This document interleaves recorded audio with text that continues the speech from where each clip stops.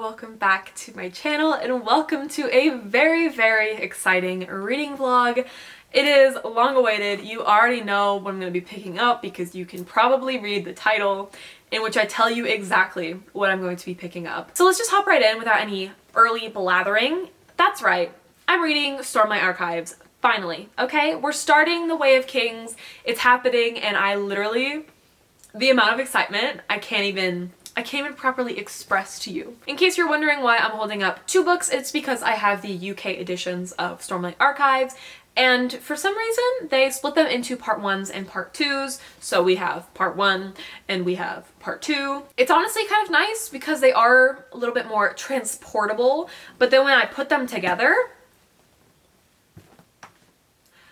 this is almost as thick as my face.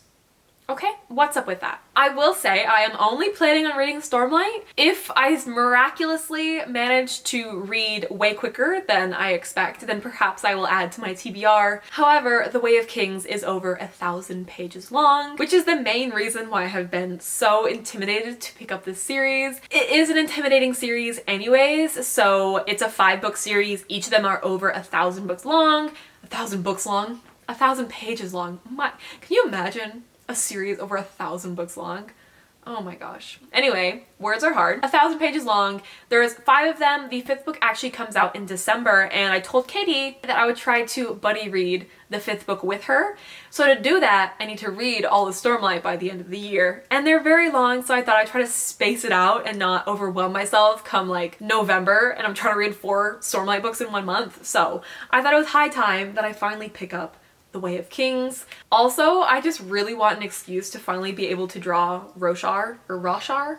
I'm not quite sure how you pronounce it, but I draw maps, in case you do not know. Here's some like example works. I have a whole shop where I sell some prints. So shameless plug here, but I would love to draw that map so much. Like, it would bring me an insurmountable amount of joy. However, I want to actually read Stormlight before I start, drawing the map. But I think that could be a fun little activity to do in one of my like Stormlight reading vlogs, is to also draw Roshar. So maybe come the 4th book, maybe come Words of Radiance, I'm like, it's time. And while I'm not actually drawing Roshar as a map, I am actually drawing an original piece. So this is the progress so far. This is exciting, okay? I don't know how exciting it is for you, but it's exciting for me because I'm a flight attendant and I had flight attendant training in January and February, so I took a break from so many of my hobbies. I took a break from YouTube, I took a break from drawing, I took a break from jiu-jitsu, like everything in my life I hit the pause button for and focused solely on training. Then the next step was to move all the way to Florida from Texas. So I was so focused on moving, I was like, I don't want to spread myself too thin, I don't want to overwhelm myself, it's not going to happen. We're still putting a pause on many of my hobbies. And now it's April, I'm settled into my new job, I've gotten in the rhythm of working. There's no excuse except for the fact that me and art, there's the most resistance with me in art. Like, I love drawing so much, but I find it so incredibly difficult to actually start a new project. But I finally did it and I'm so happy. And I've been gushing about this book for like the past 3 videos now, but I saw the cover of A Fate Inked in Blood, the Fairy Loot edition, and it's Norse mythology inspired, and it's got Celtic knots, and it's got axes and swords, and I just love it so much. So that is what inspired me to draw a map inspired by the cover. This map has nothing to do with Daniel L. Jensen's book. Nothing. Like, they are not correlated in a single way other than inspired by the artwork. I have been dying to create original pieces to sell. However, the imposter syndrome is so strong because I'm like, who's gonna want to buy my original art pieces when they actually only just buy my maps because they're from books that already exist and they already love versus like any original artworks. But I'll never know if I don't try, so thus is the Lands of Eru. This map is actually inspired by a Celtic goddess named Eru. So the story behind her is she is the reason why Ireland is named Ireland, basically. She said that if the people of Ireland name Ireland after, oh my god, how many times am I gonna say Ireland in one go? She said if the people name the land after her, that she will bring them good fortune. And I'm like, I could go for some good fortune, especially with drawing this map. So I decided to actually name it the Lands of Eru. A little tangent that none of you really are too invested in, but I thought I'd share a little backstory. So those are my plans. I want to read Stormlight, I want to draw my map. I'm probably going to do some journaling as well, but the plan for today, the plan for directly after I finish talking to the camera, is to start Stormlight, because if I don't start Stormlight, the resistance will probably be equally as strong as me starting a new art piece, and I don't want that to happen. I want to do some journaling and I want to draw my map. So a little bit ambitious in terms of how much sunlight I have left for the day, but we will see. I hope y'all are excited about this video. I am so excited about it. It is long awaited. I feel like y'all have been begging me to pick up Stormlight for ages. It's finally happening. And I think it'll be fun because I know I'll love Stormlight. I loved Mistborn, I loved Elantris, I loved Warbreaker, I love Tress, I love Yumi. Like, Brandon Sanderson has yet to have a miss. Other than this fucking book. We don't talk about this fucking book. I know I'm gonna love it, and I'm so excited, and I hope you are too. So let's go ahead and get to reading.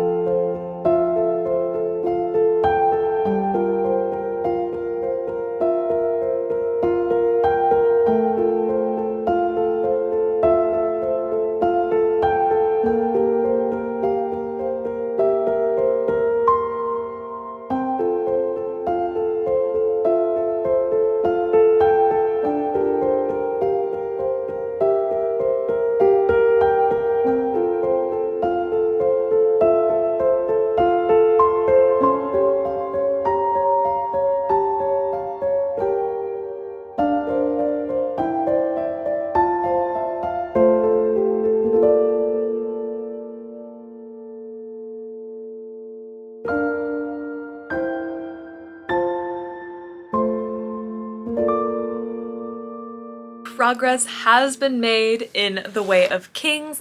I have made it to the point where I last stopped. So I started reading this last summer and then stopped. And I've caught up. So I reread everything that I had read previously. I'm on page 190, the beginning of part 2. And y'all, why did I wait so long to pick this book up? Because I'm having so much fun.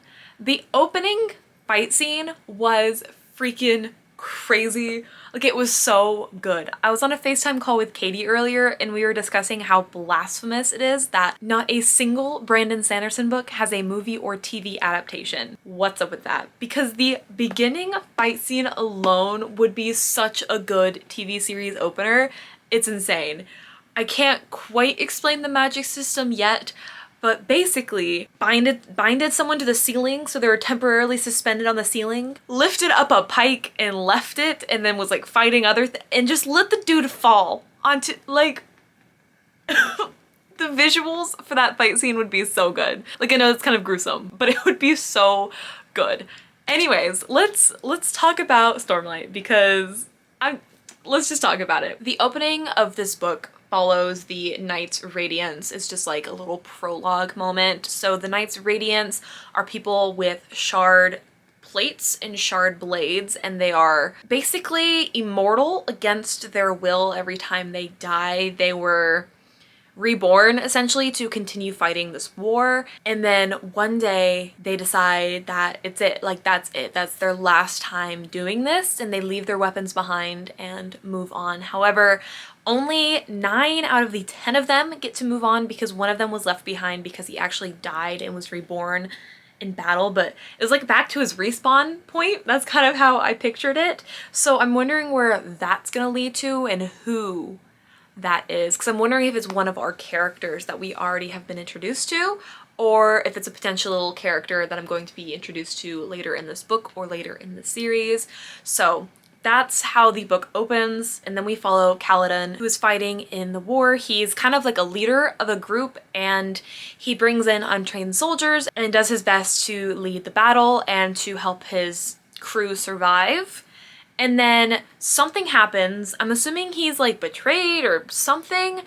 I don't quite understand what went down for him to end up a chapter later as a slave. It was 8 months later. He is now a slave. He's just broken at this point. His soul is just so crushed with everything he's been through. He ends up as a bridgeman in the army that he literally always wanted to fight for, but not in the way he expected. So he's a bridgeman, so a group of 25 people carry bridges, place them over chasms, the army crosses, and then they have to go and run forward and lay another bridge. And it's like high mortality rate. People are not surviving when they are in these bridge crews. And yet Kaladin does survive, but he's just so broken because everyone that he charges out to battle with dies. And he's been doing this for, I don't know how many battles, but quite a few, to the point where he was ready to just give up. And then something inspired him. And so he has a little bit of a spark back, and that's kind of where we paused on his story arc. It looks like in part 2 we're gonna continue following him, but during part 1 we also follow a character named Shallan, whose arc kind of starts out a little bit slow. I was like, oh no, am I gonna be bored already? But she's going to petition to be a ward for this scholarly woman. Pardon me if I'm completely wrong about it. I've only read the one part. She's trying to become this lady's ward to steal something important from her, essentially, because her family is in ruin and it's their only hope of saving their family name, basically. So it starts off a little slow, but I'm hoping that the more we get to see her character, the more interesting her arc has become. Obviously, her arc is nowhere near as stressful and heartbreaking as Kaladin's right now, so obviously Kaladin's my favorite right now. Hopefully we get to see a whole lot more of him. I can't wait to meet all of the characters. Like I said, I'm following a different 3, it looks like, in part 2, which is really exciting. With this book though, the humor and some of the side characters are just spectacular. They've had some really witty lines, some really like funny moments that really lighten the mood of the book. Mostly in Shallan's point of view. Obviously, Kaladin has had some shit luck with interacting with people, so I'm glad that Kaladin kind of is balancing out the gruesome and dark tones that this book immediately gives you. Not too much to say about it so far. I mean, with most Brandon Sanderson books, he does take his time with the setup, and I'm not expecting Stormlight to be any different, but I'm really happy that I've already read 190 pages and I just picked it up. It just, one that I could really just sink right into. I sat here and then sat on my couch just absolutely devouring this book, and it's just been a really good stint of reading, and I'm just really happy with the amount of progress that I've made. And I'm happy that I'm enjoying it. Slow, yes, but I know the payoff will be worth it, and I can't wait for the action to be a little bit more delved into. I will say at the very beginning we're also introduced, that like battle scene I was talking about in the beginning, or that fight scene, was an assassin, and we just got another scene of that assassin in an interlude, and he seems like a really interesting character. So I'm hoping we get more scenes of him instead of just like these snippets per interlude. Fingers crossed that that happens as well. There's been a lot of introductory to how the races work, the magic works, and just how this world works. Overwhelming, but I know the more I read, the more I'll get a grasp on it. That's typically how I handle my adult fantasies. I don't try to analyze and memorize every single mention of a new race or magic system or anything like that, because that would just be overwhelming, because with adult fantasy, typically the worlds are so expansive that trying to keep track of every little tiny thing takes away my enjoyment, because it just confuses the hell out of me. So my method is typically just keep on reading until I somewhat can grasp the concept, and then it all reaches a point where it finally clicks and I'm like, oh my gosh, interesting. We've also had our first mention of Hoyd, who is just all over these Cosmere books constantly. So I'm really curious about his character and if we're gonna learn a little bit more about him through Stormlight, because what I've gathered so far from the Cosmere books I have read has not been enough for me to understand his character and what he is and why he is. I was really excited when I saw that name. I was like, oh, no freaking way. It's my man Hoyd. But like, who the fuck is Hoyd? So I'm excited to dive more into that. But I'm going to take a pause on the reading. I will probably read again tonight, but I do plan on going to jujitsu practice tonight if I don't get called.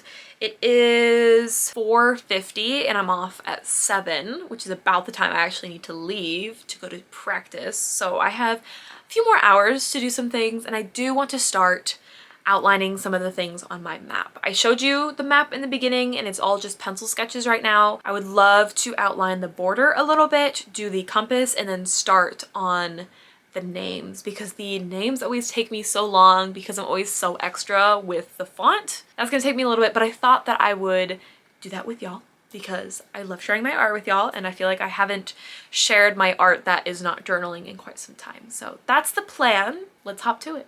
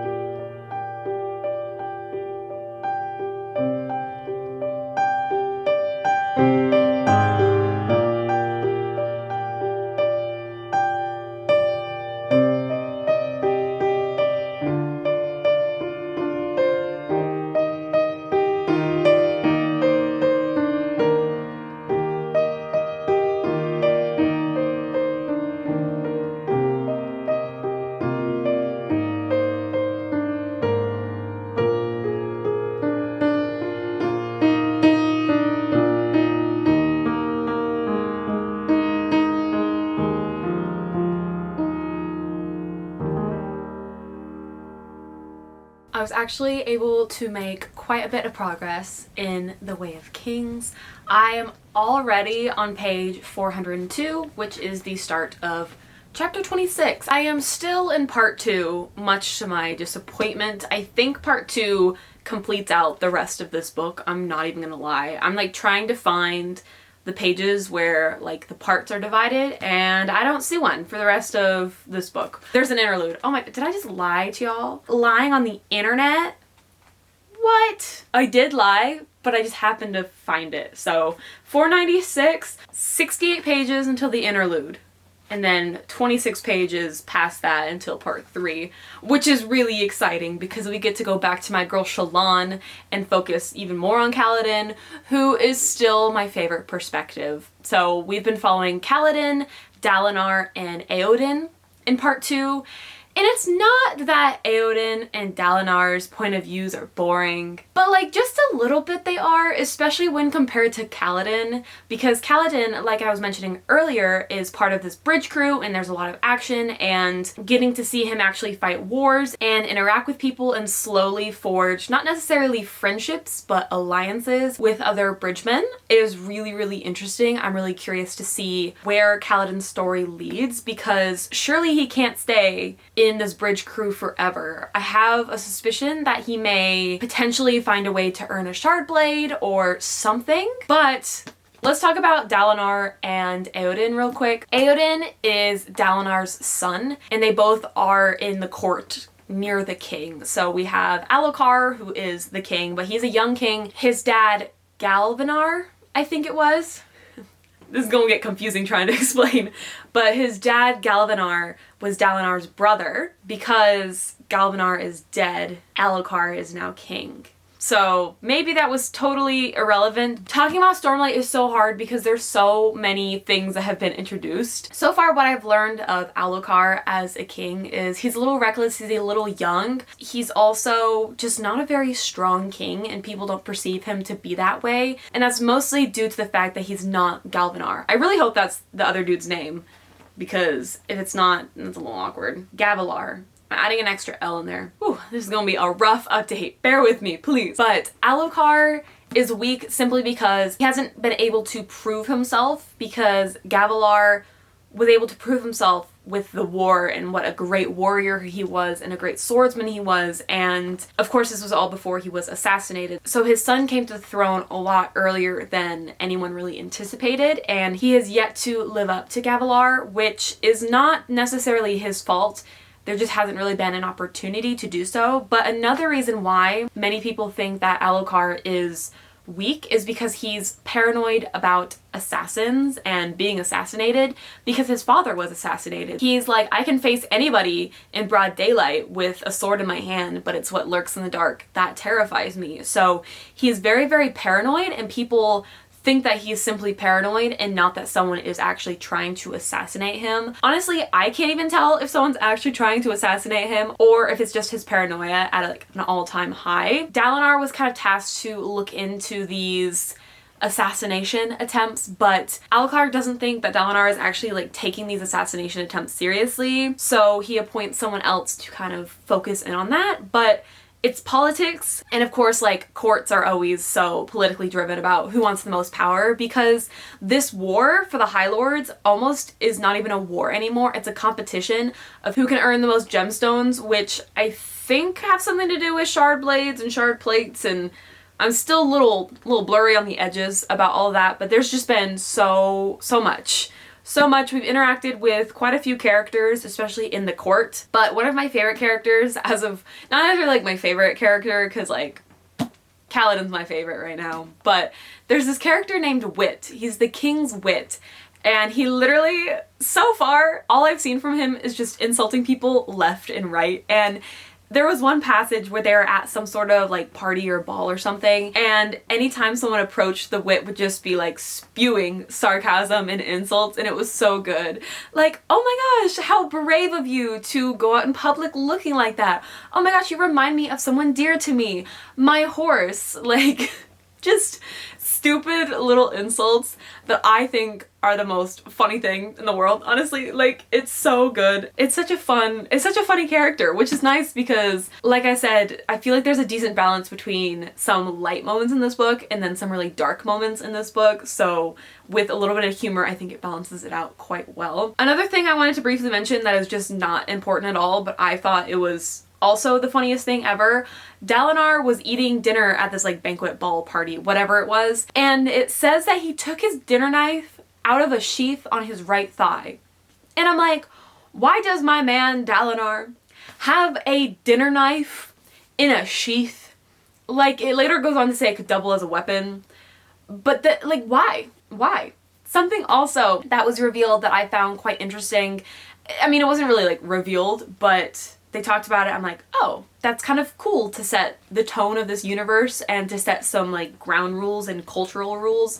So there's this thing that ladies do. They like hide the tops of their hands because it's like, it's a modesty sleeve. And I thought that was an interesting bit of world building. But also, women are the only ones that are really allowed to read and write. So if men are able to do it, it's looked down upon. Like, why can they do that? So in the assassination chapter where Gavilar is murdered, he tries to get out a sentence to this assassin, and the assassin decides to pass on his last words by writing it in Gavilar's blood because he's dead. So when his son and brother find him, they're like, Gavilar could write? What is going on? So that adds an extra element of mystery to the story, and I wonder how they're going to come to the conclusion that it wasn't actually Gavilar that wrote those things. Kind of intriguing with that. Like I said, this is a really hard book to talk about because so much is happening, so I feel like I could ramble literally for ages and still not get all the storylines across. I'm enjoying it, absolutely. I love Kaladin's chapters so much. Like I said, he's my favorite right now. He is my absolute favorite. But Eowyn and Dalinar's chapters are just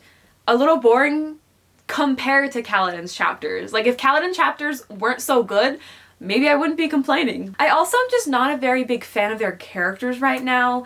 There's nothing necessarily wrong with them, they're just not really gripping me. Dalinar has these things that happen during these bad storms, they're called high storms, where he basically has these visions and he thrashes around in his sleep, so everyone thinks that he's kind of losing his mind, that he's getting older, and maybe war has gotten to him because he's trying to be more passive and he's having these visions, and it's just very out of character for him. But from the visions that we've seen, which is just one that we got to actually experience with Dalinar, he was basically set back in time to when the Knights of Radiance were still a thing. So I'm really curious to see why the visions are happening, what's going on with that. And then Eowyn is just embarrassed by his father. He's trying to prove that he's a warrior, and yet he at every turn has to defend his father, but then he's starting to get doubts about his father just because all of these visions that keep happening and how he's not standing up for himself and dueling people that insult him. Eowyn thinks that Dalinar's gotten soft. So I'm not a big fan of either of them. But when you compare it to Kaladin, I mean, in Kaladin's chapter, so in this world, like I said, this is so hard to explain. There's so many threads that need explanation. But there's these thing called sprens in this world. There's all sorts of sprens. So you can attract, I imagine them like little insects basically, or like little fairies. That's kind of what I've been picturing. They basically come, they've used example like creation sprens. So when you're drawing something, they might like, you know, come and join. There's like rot spren, which fester and like infect wounds. And then there was wind spren, and there was a wind spren that we were kind of introduced to in the beginning when Kaladin's a slave. I mean, he still is a slave, but before he joined the bridge crew, he basically has this little wind spren that's been following him. Wind spren and all other spren aren't supposed to be smart. They're supposed to be just kind of like ditzy, not very like sentient to a certain point. It's kind of like how I would describe them. But there's this little wind spren named Syl, and she's becoming more and more aware about things. Like, she recently was like, I know what death is. Why do I know what death is? And I just think she's a cute little character as well. Yet another mystery in our lap of why is this spren following Kaladin? Why is this wind spren becoming smarter and more aware about things? What's going on with that? All in all, I'm really enjoying it. I am excited to get to part 3. simply to take a break from Dalinar and Éowyn and follow Shallan a little bit more because her storyline started getting a little bit interesting, and then we went into part 2 and we haven't seen a lick of her. So I want her to come back. Something that is neat though is Kaladin, Éowyn, and Dalinar's stories have kind of overlapped to a point where I understand the context about where they are. So that's pretty spiffy. That is basically my update. I hope it wasn't too confusing. I feel like, again, just because it is a high fantasy and so much is going on, and I'm not even halfway through this book, it's kind of hard to talk about. I love the UK paperbacks because I feel like it's so much more transportable, easy to read, and it's not like this massive brick in my hand. But I also don't get the satisfaction of actually seeing how far I am because I keep thinking I'm close to being done, but then I'm like, I have a whole nother book just to complete the first book. I love it. I am going to do some more reading today. Most of my reading was done yesterday. I've averaged about 200 pages per day with this book, and I think it's a decent amount.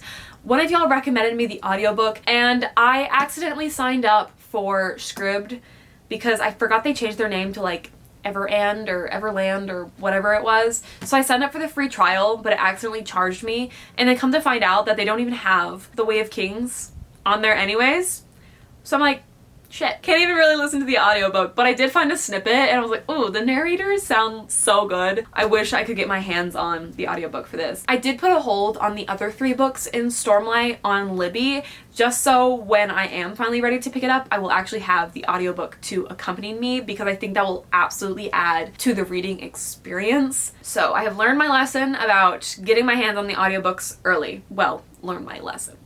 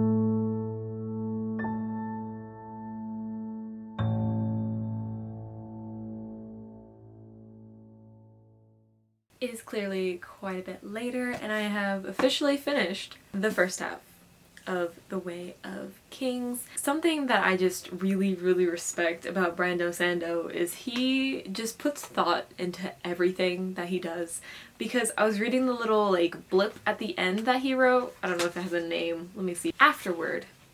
And he basically chose the breaking point for the 2 books himself, knowing that inevitably his long-ass book might have to be split into 2 parts. Even though he really did want to avoid that, it kind of was inevitable, but he picked the splitting point of the halfway point of part 3, which I found very interesting considering that he literally has his book split into parts, so why wouldn't he just split his book at one of the parts, you know? But there was reason, there was purpose, and it made sense because this kind of ended part 1, I feel like, as a whole, because it feels like a massive turning point for all of our characters. I mean, it's been a while since we've caught up with Dalinar or Aoden, which I'm not complaining, but Kaladin and Shallan both had pivotal character decisions. One decision wasn't necessarily Kaladin's, you know, own fault, but I'm like baffled how I can read,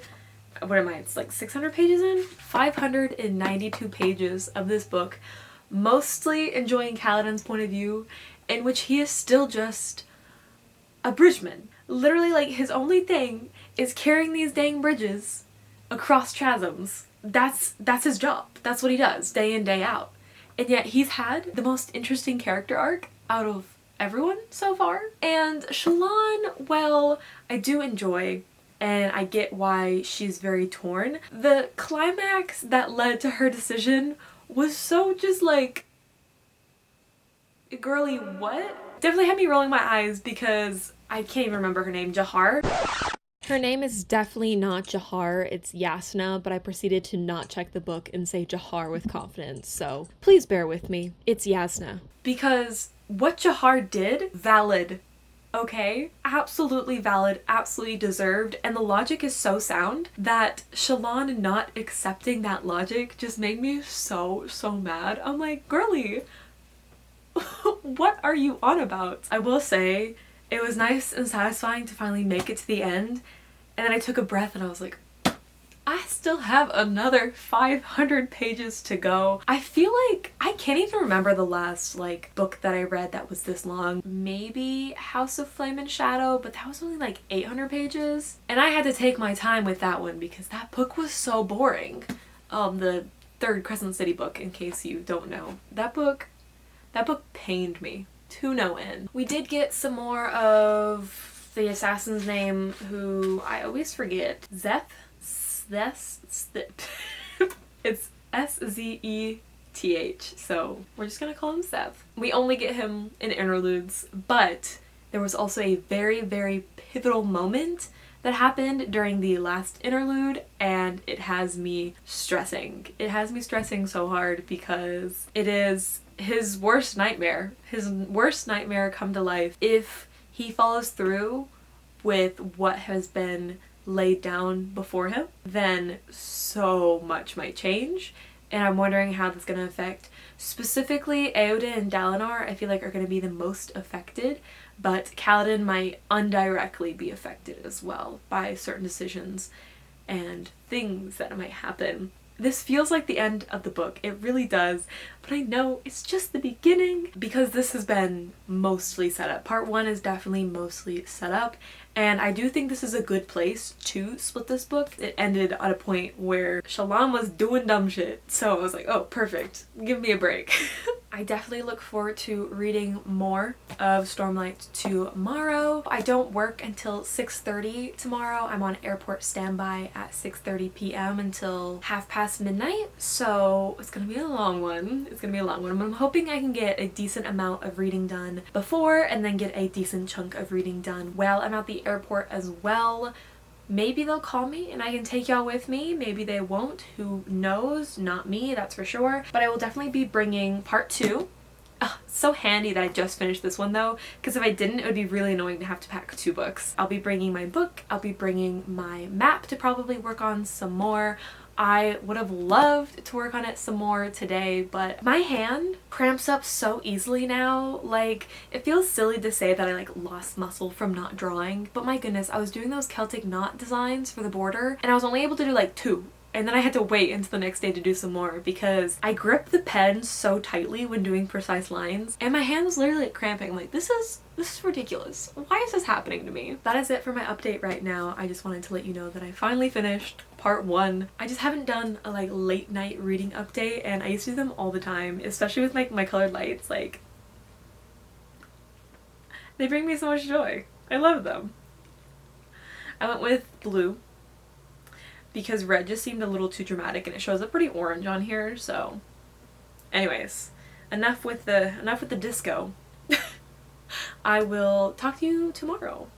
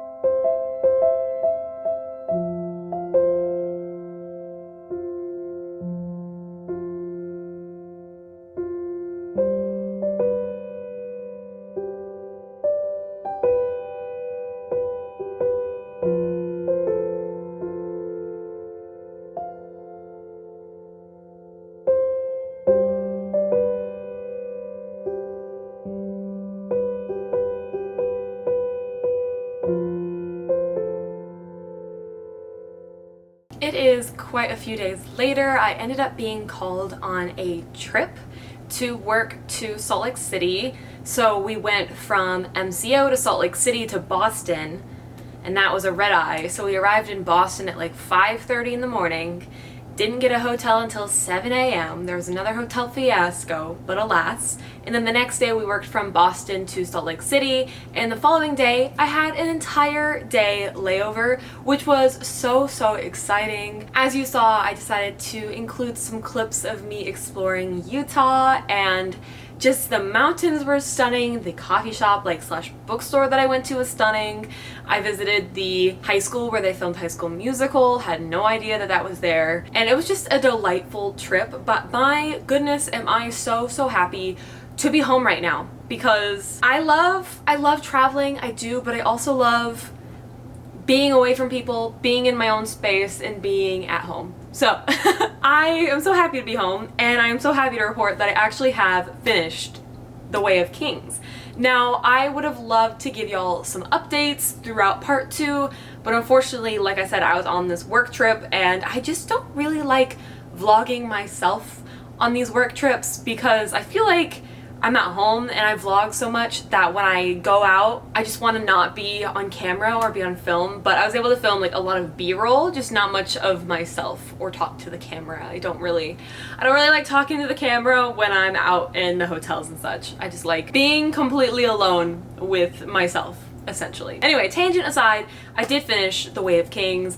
I've got so many thoughts, so get ready, but to no one's surprise, 5 stars. Obviously, you all know that I love me some Brando Sando, and of course, I enjoyed The Way of Kings. I will say, I'm pretty sure I liked The Final Empire, the first book of Mistborn, more than this one. Well, I did absolutely love this book. I think The Final Empire just hits different for me. Like, I love Mistborn so much, and that's still my favorite series. We'll see as I continue Stormlight Archives whether or not it'll take the top spot, but right now, I still love Mistborn a lot. I honestly don't even know where to begin talking about this book, because part 2, so much happens, and I was so stressed.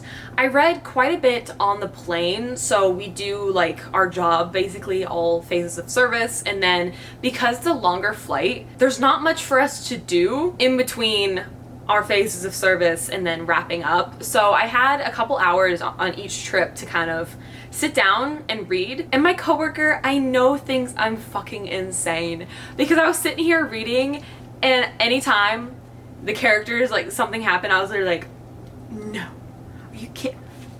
What? And I know he was giving me some side eyes, but he also thought it was funny. So I'm like, okay, like, maybe he doesn't think I'm absolutely insane, just like a little bit crazy.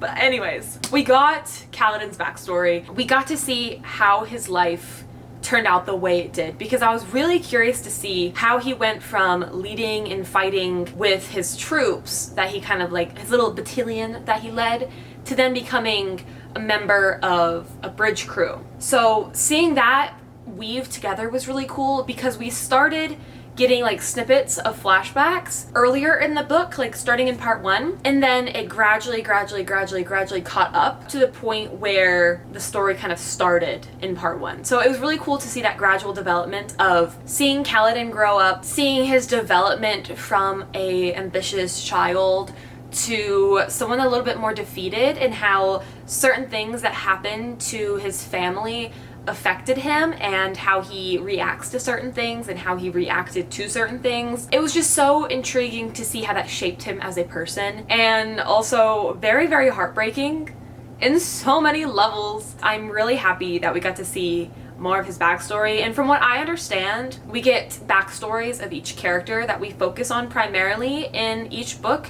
So the next book focuses on Shallan, so I'm assuming we're gonna get a lot more of her backstory. And speaking of Shallan, she grew on me so much. I know the end of part 3, I was like, she's out here doing some dumb shit, which still stands, but then the scenario that happens was so good that led, I can't spoil things, but what happened, the climax, the reveal, I was freaking out. And I was especially freaking out because that's how part 3 ended, on this massive climactic moment, and I wasn't sure we were gonna get a part 5. So I'm over here like, I'm gonna have to wait until the next book to figure out what goes down. But then things go down, and I was pleasantly surprised, especially with Yasna. I was so scared. The roller coaster of emotions I had with this book, unparalleled. Like I said, part 3 ended off with an absolute bang, and I was stressing, but things worked out for the most part, and I'm really curious to see how things end up, especially because the way that this book ends leads to where most of the characters are in one place, which I was curious to see how they're going to do that, especially with where Shallan's arc was leading, but it all is gonna work out. Obviously, should have had my faith in Brando Sando. He knows how to pull things off, but I'm really excited because whenever we got Éowyn, Dalinar, and Kaladin overlapping, y'all, it was so good. There was this massive battle, and things went down, and not in a good way, and I was going through it. I literally had to like, no way we're doing this. But we were doing it. But you know, there's so much I want to talk about, but I can't because I can't go into it because spoilers. But let's just say Bridge 4, I love them so much, and I love their ending and how things worked out. And I'm so curious to see how that's gonna go, and I'm so excited to see that expanded upon in the second book as well. The characters in Bridge 4, especially like Taft and Rock, they really stood out to me, especially Rock. It's really interesting because like Bridge 4 and like the Bridgemen in general, right, they're all slaves, and they've kind of been brought from all over, so there's so many different cultures and ways of life. And for Rock specifically, it was interesting because where he's from, he's like the 4th son, and the 4th son doesn't fight. It's like the first 2, I think, fight, and then the 3rd one does something, and then the 4th one cooks, and it's looked down upon if he fights because he's a cook. That's his job. And it's like interesting subtleties like that really make this world feel so authentic. We've got to see different slices of the cultures, and it's so well done how we're following the Alethi, and they're supposed to be the protagonists because that's who we're primarily focusing on, and the war is against the Parshendi. And yet, the more we get to learn about the Parshendi and the more we get to learn about the Alethi, the more almost like they're not very progressive at all with their ways of life, compared to like the Parshendi, which we don't know too much about. There was a massive reveal though, and I was like freaking out. But the more that these characters learn about the Parshendi, the more that some of our main characters have grown to respect them. And I think that's such an interesting dynamic because you're supposed to be rooting for the Alethi, and yet they're so corrupt that it's hard to root for either side, because we know we don't like the Parshendi because, you know, they're killing a bunch of people, but also what's their motive behind that? And then the Alethi, it's like, okay, well, they're just defending themselves, but is that what they're doing, or is it really just for sport? So that dynamic is so interesting, especially because we follow Éowyn and Dalinar, and they're both Alethi. Oh, speaking of them, Dalinar grew on me so much. We finally get to understand his visions and why he's having them, and that leads to another character coming into play. What is her name? Navini. And she was Gavilar's wife, so she's now a widow, but because she's a widow, people respect her to a certain degree, but not enough to really include her in the politic aspect of it. But she's a very smart woman, very cunning, I would say, and so she wants to be a part of it, and so she kind of starts working with Dalinar, and through that, also Yasna is going to become a part of the situation come the next book. Like I said, all the storylines are meshing. Éowyn didn't really grow on me at all. I still found his character kind of bland almost. Like, he's chivalrous, sure, but he's still just a little bland to me, so I'm hoping that we get more action from him. I like how he finally matured a bit with his understanding of certain things and wasn't so cynical almost, and a little bit more trusting. But between Éowyn and Dalinar, I definitely prefer Dalinar as like following him compared to Éowyn. Just Dalinar's storyline finally got interesting, which was really exciting because I was really dragging my feet through the chapters, but he finally oh, he did some things that were so satisfying. So that was very, very exciting to finally see. Another key player in this book was Zeth, the assassin in white who assassinated Gavilar in the beginning. Learning more about him and what his character is and how he has to live, how he's basically forced to live, is so heartbreaking that you really do sympathize with him, which is so weird because you don't think you would. Like, he assassinated Gavilar. That's not something that you suddenly want to become sympathetic towards a character that did something like that. And yet, the things he's forced to do, insane. And the reveal at the end about who is forcing him to do things,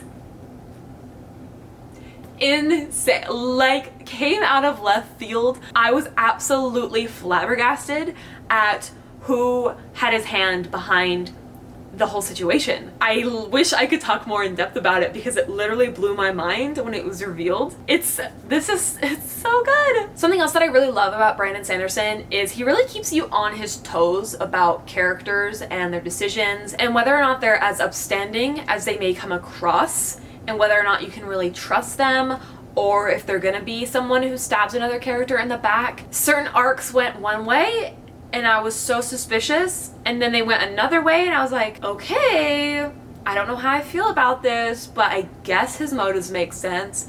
And then suddenly it was like, oh shit, why did we ever trust them? What were we thinking? Just being able to be kept on my toes like that was so good. It really just kept the book interesting, and I never really knew what characters were gonna do.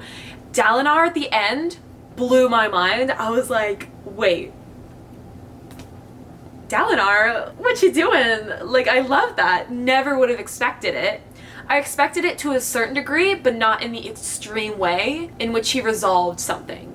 And I love it. I love how it also grew another character's trust in him, but also because of his history of dealing with certain characters like Dalinar, he was wary, right? A little bit untrustworthy, didn't think that things were gonna work out. And I can't wait to see if they do, because Dalinar really ends up challenging the status quo, especially when it comes to light eyes and dark eyes, which is how the whole like class system works in Alethi. We have the light eyes, who are like the nobles and the rulers, and then we have the dark eyes, which are typically looked upon as lesser, and that's what Kaladin is and a lot of the slaves are. It's really interesting because I didn't realize that light eye and dark eyes were literally just like genetics.